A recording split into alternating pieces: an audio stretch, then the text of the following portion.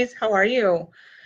I just want to come on. I'll give you guys a second to join to talk to you guys about the correct order to build your business. So a lot of you guys are different spaces, right? Some of you already have a line. Some of you guys are still in development. You're not sure where to spend your money. And some of you guys are launched, but you're still trying to figure out the next move for you guys. So the last week and a half, I think I had this conversation every day with my private clients, and I just kind of wanted to map it out, big picture for everyone, so that you guys have an idea of what you really should be working on. So I'll give you guys just a second to join. I see we've got Leah and Lisa and Tiffany. Hey, and if you're watching the replay, just post below. So I know there's a lot of confusion out there, right? Of well, where do I spend my money? And do I do SEO? Do I do press? Do I do retail? How do I do this? And, do I need an ad agency, or do I need a social media agency? And I just kind of wanted to walk you through what I will consider bootstrap indie entrepreneurs are doing to get started, right? And it's not, so if you have $100,000 to spend in marketing, then let's have a different conversation. But if you've got a small budget, maybe 500 to 1,000 that you want to spend every month reoccurring on how to build your list, and you're not sure your first step, then and then what steps come after that, this is going to be really helpful. So as I'm going, if you have questions, please ask them. I will probably clarify as we go, and then I'll take Q&A later. But this is kind of the correct method. If I was coaching every single one of you privately, this is what I would tell you, and this is what I tell my clients. And funny enough, if one of my clients is just listening, we just got the phone maybe at 10, and they were just telling me how they followed these steps, and they had 6 or 7 sales in a week. So I know the strategy works. I do it all the time for all my clients. It's not rocket science, okay? So first thing you want to do before you start your line, before you launch, is build your audience. And I get a lot of pushback from clients on that, because they say, well, I need my graphics, or I don't know, nobody's going to want to talk to me until my website's up, or I don't have products yet. But the reality is that you've got to build that audience before you launch. You have to start seeding the marketplace, growing your Instagram, getting your audience ready for when you launch, right?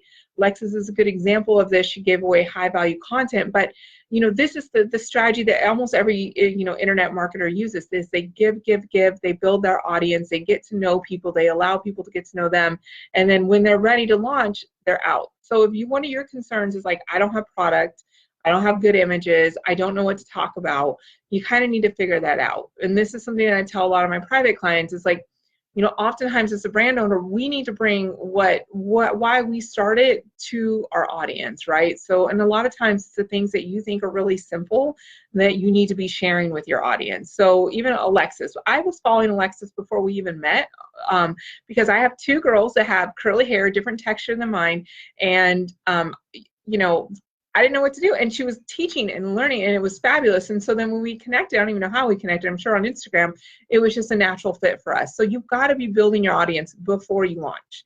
Now, some of you guys are just launching right now and you didn't take this step. It's okay. Get in there and start building that audience out. Particularly focus on Instagram if your audience is here in the States, or I think there's only one exception of you guys that shouldn't be on Instagram. The rest of you guys need to be on Instagram. But also in building your audience, that audience needs to come off of your social media into your email list, right? So if you guys are following me on Instagram, you can watch along right now as we're doing this. You can follow me at BeautyBizExpert if you don't follow me already. I have these guides out there. It's build your step guide, right? And the goal of these posts, in addition to building a relationship and giving away free content, is to get these people off my social media and into my email list so we can interact more, okay? So think about your free giveaways. Think about your offers. Think about the content that you want to provide for them. Make sure it's relevant to your audience and to your product. So don't just be random, but make sure it's relevant. Make sure that it makes sense for what you are discussing and building and connecting to your product. So I don't really post a lot of personal stuff on my business page, right? But I do have a public personal account where I post more, but I post so everything that is related and a pain point to my audience is what we give away and post and ask questions about and engage. So that's the first thing. You want to always be building your audience. Even after you launch, you really want to keep striving to get a bigger and bigger audience. So that's where the brand awareness campaigns come into. So what's a brand awareness campaign? A brand awareness campaign is going to be, an ad with a specific way of getting more people on your email list or on your Instagram list. So this is another thing that you've got to be doing it right from the beginning. Again, with all roads, in my opinion, leading to your email list, okay? Email is very important. I'm going to talk about that. We're actually going to be doing an email challenge in October, which I'm super excited about. I'm going to start telling you more and more about it later on next week. But email is like where your money is, in my opinion. So it's something we're going to focus on as a group together. The next thing you need to be doing, of course, is once you build out your audience, right, the next step is brand ambassador influencers. So you guys are lucky. Like, influencers are everywhere. The Instagram generation has changed the way that we do business as small business owners. So there's no reason why you can't personally contact these influencers and get those relationships going so that when you're ready to launch, they're ready to go. Actually, you're extra lucky because Aggie did a training on us. So if you go to the file section inside of the group, there's an influencer marketing, like step by step, how to pitch them, what to offer them, the percentages. Like, you don't even have to rethink it or recreate it. Go grab that. So let me give you an example of influencer marketing. When I started my business, I started online. I started with summits. It's the equivalent of influencer marketing for services. I connected with high-level people in the industry who had already been ahead of me doing it, and I think we did 2 or 3 years of summits, and we're actually doing another one in January, which I'm super excited about. But we did summits, and that's how I built my list. That's how I made a name for myself in the industry was, so-and-so influencer who's been here is like signed off on me, basically. We did an interview together, and, I acted like Oprah hosting them, but it was a way to get in front of their audience and to build credibility. Even though I knew what I was doing, it just helps people when people sign off on you. And that's the equivalent to what you guys are doing with brand ambassadors and with influencers, is they're basically saying to their audience, hey, you can trust this product. It's going to work. Look, I did a twist out with it. It's great, right? Give it a go. And so you've got to be including brand ambassadors. So you can either contact them yourself. There's a ton of like software out there where you can go and like contact those people. And it's super simple. And Eli, thank you for the text or the message. It's super simple. Like, those are a lot of different ways that you guys can get started. Okay. The third thing that you must be doing, and a lot of people push back on me on this, is ads. I know it's scary to spend a lot of money, and maybe tried ads and they didn't work, but you guys have a great resource, Terry. Like, whether you hire him full service or you hire him $500 to set up your list, I mean, I can't imagine why you guys aren't doing ads. So other than it's scary to spend that kind of money, right? But I'm telling you, if you're serious about growing your business, these are the 3 things that you have to have in place. And anyone that has grown will tell you that they built their audience, they connected with influencers, and they did ads to get sales, right? You can do ads to get sales, and you can do ads to get, more brand awareness as well. So that's an element that you're going to have to plan for, all right? And then, of course, email marketing. So this is something that I've been talking to a lot of my private clients about, is that you've got to be emailing your list regularly. Now, it doesn't have to be every day. It should be at least once a week, maybe twice a week. I slip on that sometimes myself. But if I was in a product-based business, and when I was in a product-based business, we would email quite often. It's something that you've got to do. We're going to do more training around that, but I just want to put all of those pieces together for you. Now, where do I think you shouldn't spend your money when you're just getting started? I don't think you need to spend your money on press. I love Marla. I love the PR agents that I recommend. They're fabulous, right? But press doesn't always have a good ROI. Sometimes you can get featured on, Yahoo or Allure and still not get any sales on it. So press to me is like icing on the cake. You can do a lot of your own free press by using Haro, HARO, helpareporterout.com. You can get a lot of press doing a lot of different things. So I definitely would recommend that if you're thinking, oh, I need to get press, I saw so-and-so brand in this sort of things, either they did it themselves or they paid a PR agency and they're not hurting for money, so they can spend that $30,000 investment to get those articles, because that's what it costs, right? You can do your own press. You can get your PR kit together. We have our own Bethany in the group who is a PR specialist who can help you. I'm sure, there's a lot of resources to do your own press if you don't want to work with it, but press is not where brands start unless they're well-funded. If you're well-funded, start with press, fine. But if you're not, that's like down the list once you're rolling and you've got money coming in. There's relationships that you can start, like that just happen automatically, organically on social media. And reporters are always looking for stories, so you can start those organic relationships without paying a PR agency as well. And like I said, a good influencer is just as equally as powerful as I mentioned in a magazine that makes sense for you guys. So just when you're starting, don't think, oh my gosh, I have to go, hire this $2,000 or $3,000 a month PR agent.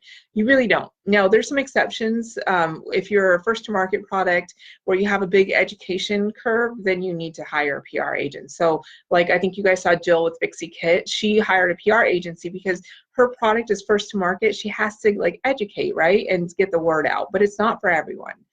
The next thing is SEO. So I want to talk to you when you're pitching to like digital marketing guys, right? They're going to say to you like, oh, you should do SEO. People are going to rank high for Google search. That's true, but that's not how they buy beauty products.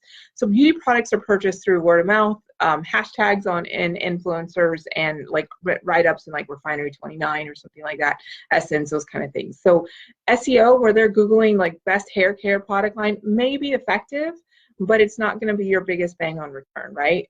Now, there's exceptions. Like my business, I'm sure that every single one of you Googled how to start a skincare line, how to start a hair care line. For my business, that's important. But for all of your product-based businesses, SEO to me is, yes, do good keyword research, but I would not invest or spend money on an agency to do SEO for me. I just wouldn't. I don't think it's something that is relevant to your business in 2018. Retail. So let's talk about retail. When is retail important? So retail is important when you've kind of, one of two ways. Retail is important because that's the business model that you want. Like you would prefer to do wholesale and go retail, and that makes more sense for your lifestyle and just your choice. And or retail makes a lot of sense if you're a high-end product, or you like Bethany does really well in front of the camera. Like it makes sense for her business, right? Jill with Fixie Kit, her product makes sense in retail, right? But retail doesn't necessarily have to be the first step. There's a lot of things that need to happen to get retail ready. There's a lot of investment that has to happen. So you need to have ongoing sales coming in, I think, to be able to support it, to understand how to like keep your inventory in stock and work with the retailers so you don't miss deadlines. And because while you may see a product on QVC, if they were late a day, that cost them $1,000 a day. So you've got to be able to hit those deadlines, sit on that inventory for 30, 60, 90-day payments and those sorts of things. So while I love retail, and I think it should be a part of a brand's retail strategy, overall sales and marketing strategy, it's not the first step.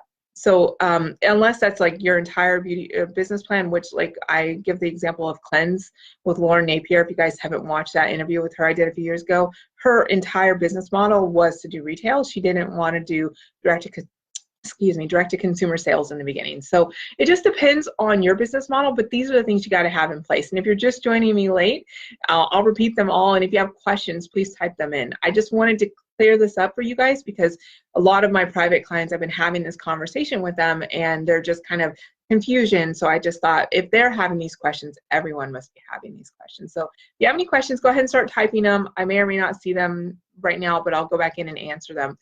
So the high level, what you have to have in place is build your audience first. If you already launched and you didn't build your audience first, start there, right? Get some software to grow your Instagram, you manually do it, just build that audience out. Build that audience not only in numbers, but engagement and also to your email list as well, okay? If you guys are confused about how to get an email list, there's a program in there called Launch and Sold that you can go in and watch it. There's a program inside of the Inner Circle you can go in and watch. I'm trying to pull up to see if there's questions on my live. Judith, if you see questions that I'm missing, please let me know because I don't see them right now, but let me see. All right. So the next thing after you do that is continue nurturing high value content, You don't stop. It's not like, hey, we went on a first date, you made a purchase, we're out. It's like, no, you nurture those people. You can do that with Facebook groups. You can do that with VIP offers. You can do that in a lot of different ways, okay? The next thing you're going to have in place is brand ambassadors and influencers. Very, very important. The more the merrier. Have fun with it. There's basically a step-by-step guide inside of the Inner Circle under influencer marketing strategies that Aggie did for us. The following thing you need to have in place is ads, two types, brand awareness and ads for sales. I strongly recommend that you work with an expert. We've talked about this. I've talked to you guys privately about this. You know, if you're not good at it, right, there's a learning curve. And so I personally don't like to eat the learning curves. I don't like to lose money on my learning curves. So I always hire people that are better in things than I am. I am not a Facebook ad expert, not an Instagram ad expert. I can give the concept and the idea, but it would take me about 6 months to learn it. If you eventually want to learn it, or if you're good at it, do it yourself. But if you're not, please, please, please hire that out. And then email marketing, let's just get it going regularly, get it going regularly. So those are kind of things to do when you're first starting. Once you've hit a certain level, like once you've hit your sales goals, let's say you're doing 100,000, or I don't know what your sales goals are, but let's say you're doing 20, 30, $40,000 a month, the next move for you would probably be press and then retail. But you know, I don't think most of you guys are, I mean, there's a handful of you guys that maybe at $10,000, $15,000 a month. Some of you are at 20, 40, but so if that's you, then your next step would be press and then retail and trade shows and those sorts of things. But for just starting out, you got to get these basics down, and you've got to do them consistently for a long time. That's the other secret, that I had with someone today. The conversation was, you know, as entrepreneurs, we hit one goal and we don't want to stop until we hit that next goal. But sometimes we don't hit that next goal right away and we quit, we get mad, we change everything. And if we would have just sat with it for a little while, watched the data and the numbers, see what kind of post, you know, like we're performing, see what's happening, those sorts of things, we could have tweaked it better with more knowledge instead of being anxious and just quickly making decisions and changing things, when we really just kind of got to let the data make the decisions. So when you're getting to a place and you're doing well, just look at the information, look at the data, look at the posts that are actually performing well. Do people like your videos? Do they respond better to Facebook Lives? And then tweak those things before you go and like wipe the whole thing and try to go to that next level. Sometimes it's the basics that are working and you don't really need to tweak much. So I hope this helps. I wanted to clarify this stuff for you guys because I know there's a lot of questions around it. I don't see any questions, but if there are questions, I'll come in and just watch and answer them off air as well, okay?